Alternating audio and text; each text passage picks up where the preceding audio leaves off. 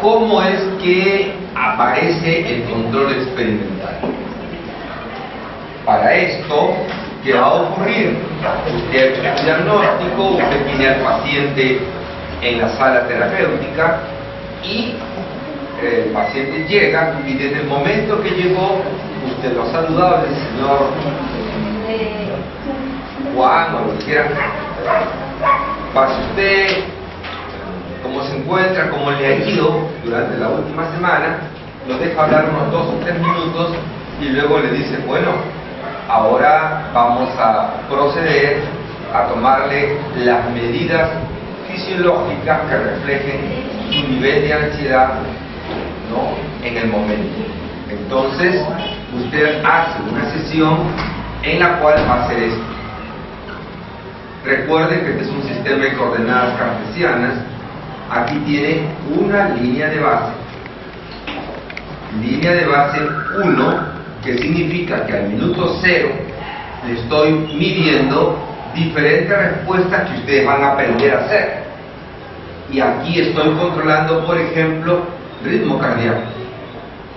Entonces, para el control del ritmo cardíaco, yo tengo que medir, aquí corto, aquí es 0, aquí puede ser 50, y voy avanzando de 10 en 10. 60, 70, 80, 90, 100, 120, etc. Pulsaciones por minuto. ¿Okay? Y yo tengo, entonces yo digo, para un caso de ansiedad que viene al consultorio para tratamiento, yo tengo que controlarlo sin fármacos. Entonces tomo, para la ansiedad, uno mide diferentes tipos de respuestas.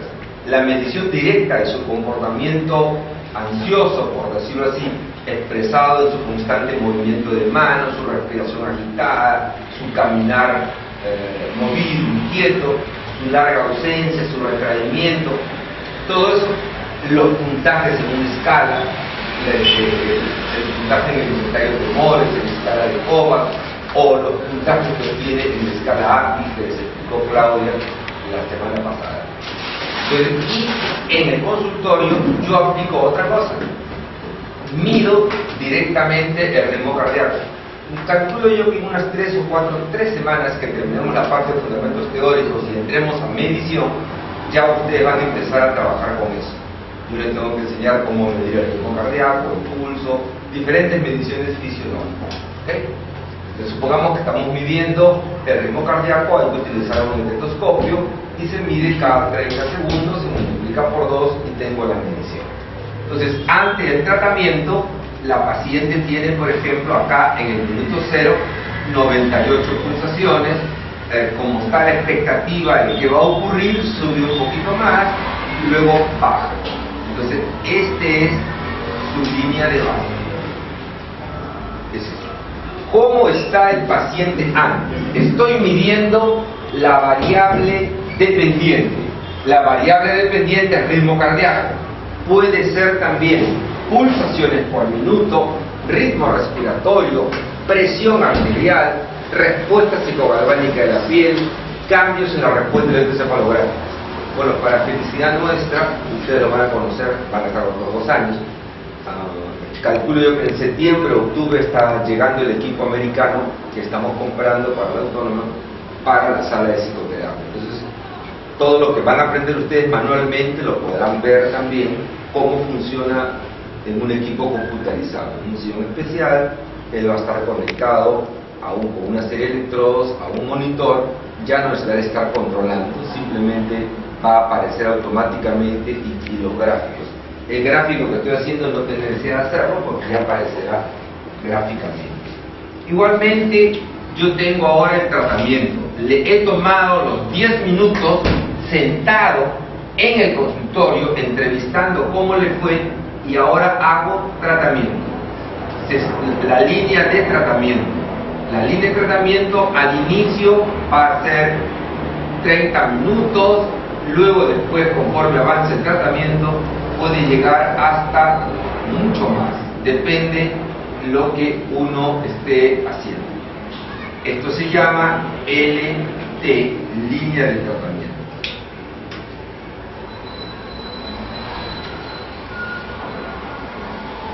y es LB1.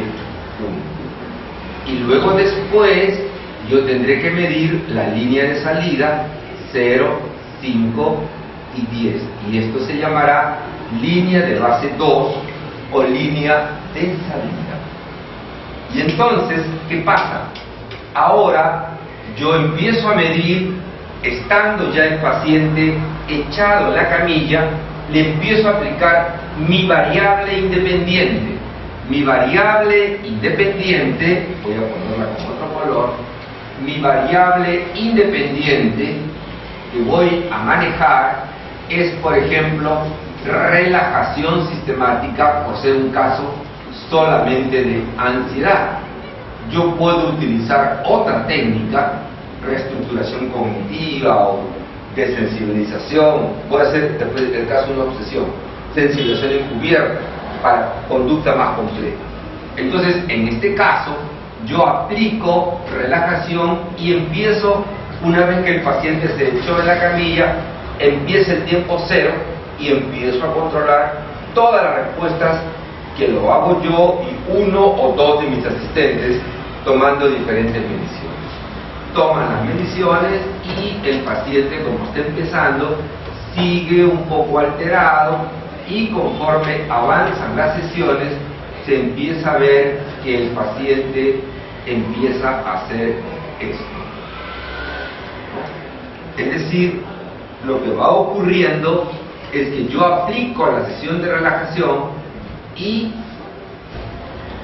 conforme avance el tiempo, la línea de base empieza a caer. Entonces ya lo tengo aquí en 60 pulsaciones por minuto de ritmo cardíaco, cuando ingresó con un promedio de 98, ¿no? O sea que ha hecho un cambio bastante considerable, ¿no? De 60 a 98, ¿cuántos puntos hay? 38. Eso implica más de 2 puntos de presión arterial. Eso significa que el paciente en ese momento está muy frío, siente frío en su cuerpo, uno tiene que estar chequeando diferentes cosas para que no baje más allá de un nivel basal que uno tiene que establecerlo en las primeras sesiones. Nunca a un paciente debemos bajarlo más allá de 55. Primero tenemos que ver si tiene o no tiene presión baja. Si tiene presión baja, no podemos manipular mucho, tenemos que avanzar con cuidado porque rápidamente cae su presión. Entonces, he medido ahí. Y luego termina la sesión y rompo la sesión y le invito otra vez a que se siente frente al escritorio para que pueda él manifestar cómo se ha sentido. La tarea del terapeuta es evaluar su condición fisiológica, cómo siente su cuerpo, qué le ocurre, evalúa si tiene hormigueo en las piernas, si tiene sensación de frío o sensación de calor, lo que ocurra, si se siente más duro, más flojo, y luego el componente emocional.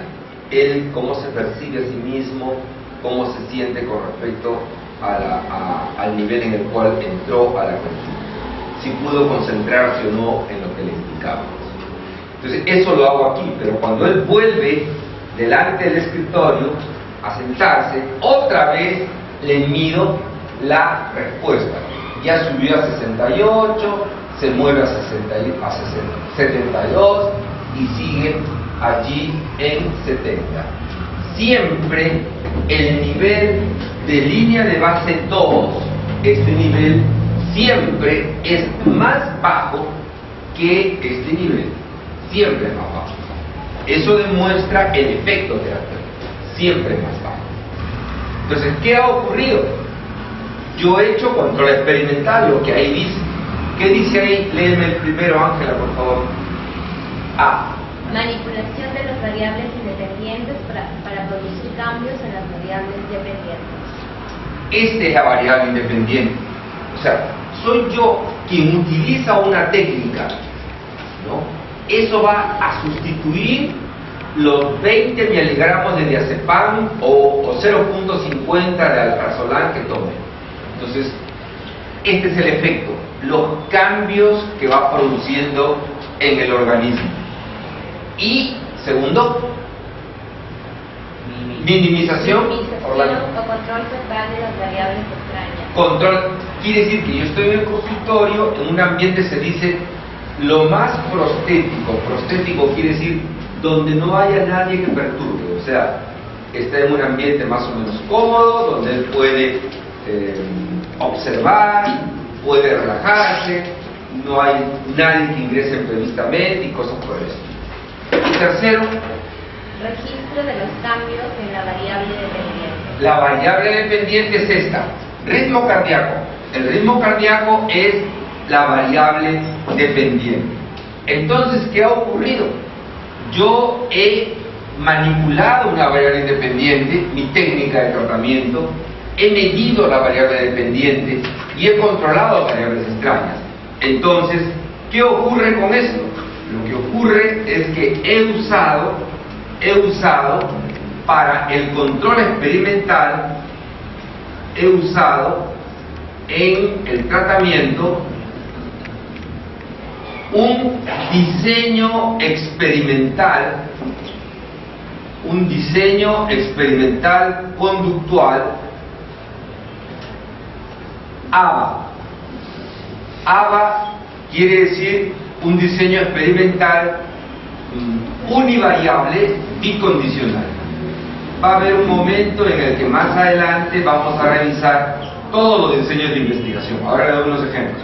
Univariable bicondicional. Le explico un poquito esto. Bicondicional. ¿Qué quiere decir? Que para yo probar los efectos de mi tratamiento, he medido la variable dependiente antes del tratamiento, la mido, hago medición continua durante todo el tratamiento y luego mido después del tratamiento. Entonces yo tengo dos condiciones. A, condición de línea de base, en condición A. Entonces yo debería poner aquí A. Luego, esta también es condición A, porque es línea de base. Yo no hago nada, solo mido, solo registro. Esto también se llama A. En este caso será A2, aquí A1. Y luego, esto, donde aplico el tratamiento, es B. B es la denominación a la técnica de tratamiento. Entonces, yo he dicho, estamos utilizando para el control experimental del tratamiento de la ansiedad un diseño experimental conductual ABA, ¿no? Que me va a decir, el paciente está cambiando porque tú eres el que está provocando los cambios. Y eso es lo que se llama control experimental. ¿Estamos? Preguntas. Ahora les voy a hacer un ejemplo de tratamiento de pensamientos obsesivos. Pero primero agotemos las preguntas sobre ansiedad y luego yo les digo qué otros casos más se aplican a esto. Doctor, digamos, en un ejemplo, ¿no? Este paciente que tiene ansiedad, usted mencionó que ese tratamiento podría reemplazar de repente al SANS o al Presular, ¿no? Lo reemplazo. Digamos, normalmente los psiquiatras lo mandan a diario. En este caso, digamos, el paciente que tenemos, ¿Cómo lo va a es hacer? un poco raro ¿no? sea diaria la relación que uno le dé. Uno, la parte El económica. terapeuta, Ajá. cuando arranca el tratamiento y el problema es muy intenso, Ya. hay que verlos 2 veces por semana. Yo los veo 2 veces por semana. En mi consultorio de San Borja era lunes y jueves. Aquí voy a atender probablemente miércoles y sábado. ¿Ya? 2 veces por semana. Pero durante toda la semana el paciente tiene que seguir mis indicaciones. La indicación que le doy es, luego, supongamos, hoy es sábado, lo atendí. Digo, muy bien, ¿cómo se llama? Marian, ahora lo que tienes que hacer es, cuando estés en tu casa, todos los días vas a utilizar tu técnica de relajación se le va enseñando durante 15 minutos. Lo ideal es que lo hagas 2 veces por lo menos. En la noche, cuando tú llegas, uno le da todos los detalles. Tú llegas, te duchas o te bañas, comes algo muy ligero y luego ves televisión y te quedas dormido. Pero antes de quedarte dormido, toma 15 minutos de relajación. Ya estás en tu sillón, viendo la televisión, o estás en tu cama descansando. En ese momento que él está en su cama descansando, él tiene que hacer el ejercicio. No se olviden que en el análisis conductual el proceso terapéutico es un proceso de enseñanza. El terapeuta en todo momento lo modela, porque nosotros creemos que no vamos a estar todo el tiempo con el paciente, ¿no? En los modelos dinámicos, por ejemplo, ellos hacen lo necesario para que el paciente, cualquier problema les consulte. Nosotros no. Nosotros le decimos, tú maneja el problema. Si no puedes manejar y controlar tu ansiedad con este procedimiento, me llamas. Pero él tiene que hacerlo primero, él tiene que aprender a manejar el estrés. Entonces, todos los días, él va a hacer su relajación. No la va a hacer como la hacemos nosotros en el consultorio, pero sí, evidentemente, él aprenderá una serie de procedimientos. Por ejemplo, cómo haremos la flexión de brazos, cómo haremos la respiración. Él es enseñado en 40 minutos al inicio y en 1 hora 10 o más durante la 5ª o 6ª sesión. Vamos a trabajar con los músculos desde la cabeza hasta los pies. Ella o él lo tendrá que hacer. Y luego le dice, si te es posible y te levantas temprano, entonces te levantas temprano antes de que vayas a ducharte, estás todavía un poco cansado, estás todavía medio con sueño, haces tu relajación. Luego vas y te duchas para que estés más despejado. Entonces la recomendación es que se hace antes, en la mañanita, antes de salir 10 minutos, 15, y necesariamente en las noches, todos los días, 15 minutos. Si el paciente estuviese solo en su casa, por ejemplo, el caso de jovencitas o jovencitos, o de señoras que se dedican solo a la casa, tú le puedes decir que lo haga 3 veces al día. ¿Okay? Después de una semana, esa persona empezará a percibir los cambios. Y cuando el paciente viene a la siguiente sesión contigo, lo primero que tú tienes que hacer en los 10 minutos de línea de base que está allí, evalúas cómo estuvo en la semana emocionalmente, si hubo tensiones, estrés, se sintió mal, y después le preguntas, ¿y cómo le fue aplicando su técnica de relajación? O la técnica de control de pensamiento, o la que le estemos aplicando. Y el paciente tiene que decirnos, contarnos lo que le ha pasado. Yo aprovecho para darle instrucciones y retroalimentarlo si lo ha hecho bien o no. ¿Por qué lo hago antes? Porque como va a entrar ahora la segunda sesión, yo repaso la primera y le pido, a ver, muéstrame cómo lo has hecho. Entonces él hace el primer ensayo tal y como lo ha practicado, y ahí me doy cuenta si lo hizo bien o mal. Y digo, no, ahora hazlo mejor así, corrige de esta manera, y hago 2, 3, 4 ensayos más. ¿Ok? Entonces, como si tomase la pastilla del Prazolam todos los días, 15 minutos le dedicas a hacer esto. Ahora, ¿este es un diseño típico para ansiedad? Sí. ¿También para fobia? Sí. Cuando aplico desensibilización sistemática para manejar fobia, también hago eso, ¿no? Cuando lo aplico a pacientes que tienen problemas sexuales, por ejemplo, disfunción sexual de tipo impotencia o frigidez o esos problemas, y como ustedes lo empezarán a entender, generalmente todos esos problemas de disfunciones sexuales están asociados a un fuerte componente de ansiedad, y su primera tarea es estabilizarlo emocionalmente. Entonces usted le hace otra vez relajación y empieza el procedimiento, hasta que después haga técnicas específicas para manejar la eyaculación precoz o la eyaculación retardada o la rigidez o el vaginismo o lo que ocurra, ¿no? Pero el diseño ABA es el ideal, ¿sí? Cuando hay algún otro problema para desórdenes emocionales, casi ese es el problema, el diseño más típico.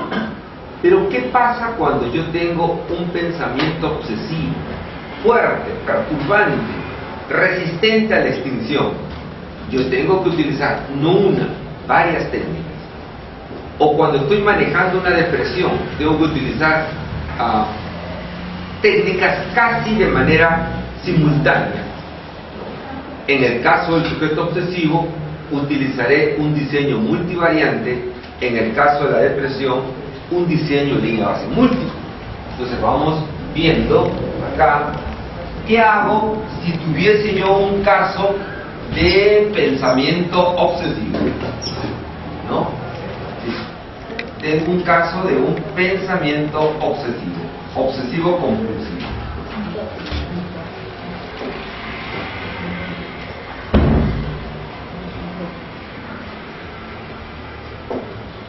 Entonces vamos a aplicar la estrategia.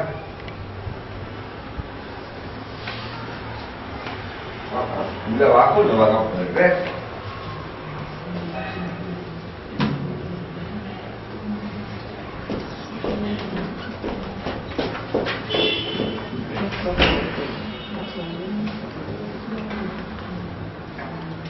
Ok, entonces otra vez, a ver, lo que está en mi libro publicado, que lo hemos hecho varias veces, caso de pensamiento obsesivo, número de pensamientos perturbantes, ¿no? O también puedo controlar, como está en la sesión terapéutica, también puedo controlar pulso, ritmo cardíaco, lo que sea, porque va a estar trabajando en la camilla. Mejor con eso que es más automático. Controlando el pensamiento es otro tipo de registro. Supongamos que tomamos lo mismo, pulsaciones por minuto.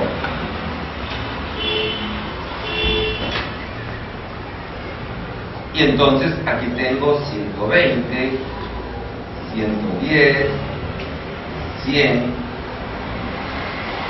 90, 80, 70, 60, 50.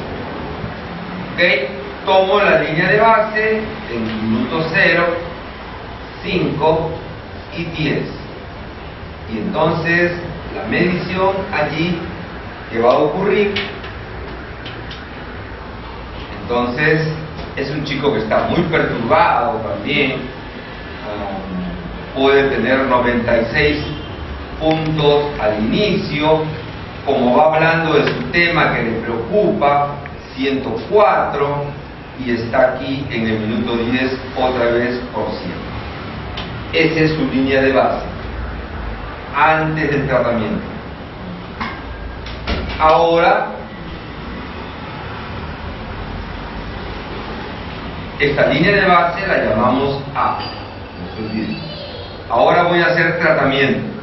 0, 5, 10, 15, 20, 25. Voy a agrandar porque más o menos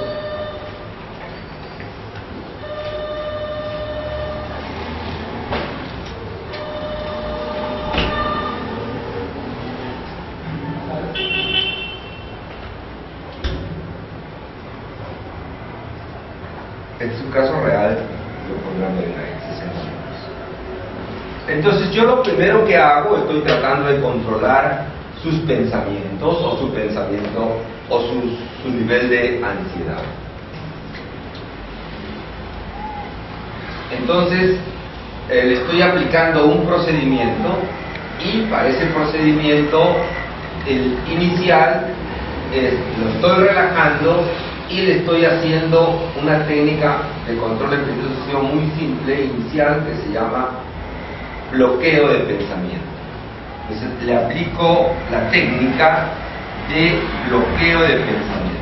Lo voy a poner aquí, más relajación sistemática. Sigo registrando y la conducta de él empieza a tener esto. O sea, sube y baja y se mantiene ahí. Es decir, hay una pequeña baja en la condición, pero no lo suficiente. Quiere decir que el bloqueo de pensamiento no produce los cambios esperados. Han pasado 20 minutos o ha pasado varias sesiones y veo que no cambia. Entonces yo decido cambiar de técnica y le mando, por ejemplo, una técnica más compleja de control de pensamiento. Le hago, por ejemplo, sensibilización encubierta, una técnica por la cual el paciente tiene que aprender a recibir un estímulo nocivo en la imaginación. Entonces, con esa técnica número 2, sensibilización encubierta, yo empiezo a aplicar. Y lo que ocurre es que esta tiene un mejor efecto, la conducta tiende a bajar. Tiende a bajar, pero todavía, y luego se empieza a estabilizar. O sea, sigo teniendo un poco, va bajando, pero todavía tengo un poco de inestabilidad. Aquí es una segunda técnica y va bajando.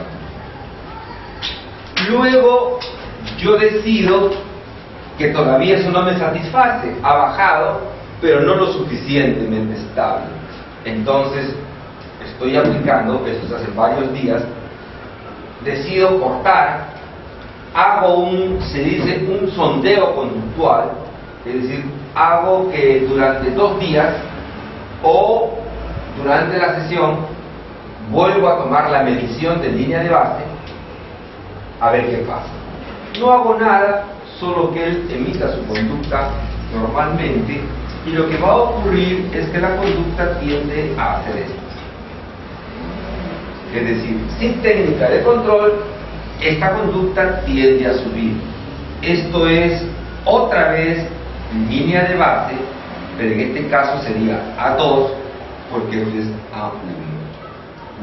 Entonces yo digo, bien, son mis técnicas de tratamiento las que me están permitiendo controlar su ansiedad y su pensamiento obsesivo.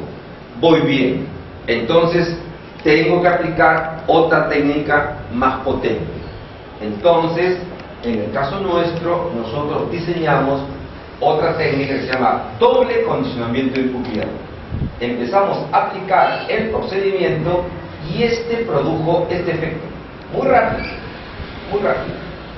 ¿no? Es decir, logramos bajar de manera significativa los niveles fisiológicos, y en el caso del pensamiento perturbante, este fue reduciéndose de 38 pensamientos obsesivos, se fue reduciendo a 2, 3, 4. Pero bueno, esos detalles ahorita del número no interesan, lo que quiero es que ustedes vean esto.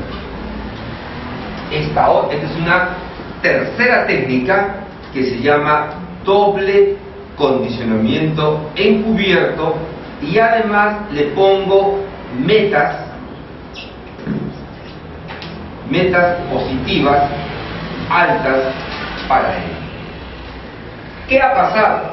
Ahora miren lo que voy a hacer. ¿O qué está pasando? Está pasando que yo en algún momento he puesto una línea de base. No hago ningún tipo de tratamiento. Mi primera técnica de tratamiento, fase B, baja, pero no lo suficiente, no me satisface. Tercera técnica de tratamiento, sensibilización encubierta. Tengo que poner C porque es diferente a la otra. Los cambios en C están siendo debidos a mi técnica de sensibilización encubierta más los efectos residuales de la técnica anterior. eso sí es claro. El diseño multivariante permite medir los efectos acumulados. Aquí esto se llama sondeo conductual, evalúo si los cambios son debido a mis técnicas, sí. Entonces yo digo, pero todavía en el nivel C es un poco perturbante y yo tengo que controlarlo totalmente. Entonces aplico una nueva fase que se llama la fase D. En la fase D he aplicado otro tipo de técnica. Entonces esto es un diseño conductual multivariante. Ese diseño conductual multivariante se pone A, diseño conductual multivariante A, B, C, raya, C, A, 2, D, y finalmente terminará en A3 otra vez. Eso quiere decir que hay varias condiciones aquí. Y luego hago el seguimiento en la línea de base de acá. Y estoy midiendo esto y lo tengo por acá abajo.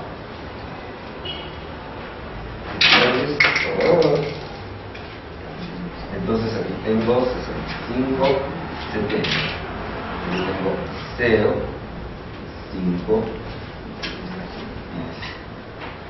Entonces, el diseño experimental, voy a volver a escribir, el diseño experimental es un diseño conductual multivariante A, porque es mi línea de base los 10 minutos antes del tratamiento, los primeros minutos de la sesión, B. Luego decido aumentar la potencia de las técnicas, cambio la técnica, C. Luego pruebo si son las técnicas las responsables de los cambios, A2. Finalmente aplico la última técnica, D, más fuerte, y finalmente termino otra vez con líneas de base. Y ese es un diseño multivariante. ¿Cuándo usarlo? Para conductas complejas, pensamientos obsesivos compulsivos, chicos con conductas antisociales, hostiles o agresivos, chicos que consumen drogas, ¿no? O algunas conductas pues muy particulares, muy complejas que se hayan venido dando. Usted puede utilizar todo eso. ¿Okay? Esos diferentes tipos de diseños experimentales los vamos a ver nosotros más adelante en el capítulo de diseños de control. Ahora la idea es que ustedes entiendan que no solo para ansiedad, para disfunciones sexuales, sino para trastornos de conducta, trastornos alimentarios, cualquier problema psicopatológico, podemos utilizar un diseño experimental de investigación que controle los efectos. Con un diseño así, yo puedo firmemente decir que el paciente está cambiando o se está curando porque yo soy el responsable de esos cambios. ¿Okay? Muy bien. Preguntas.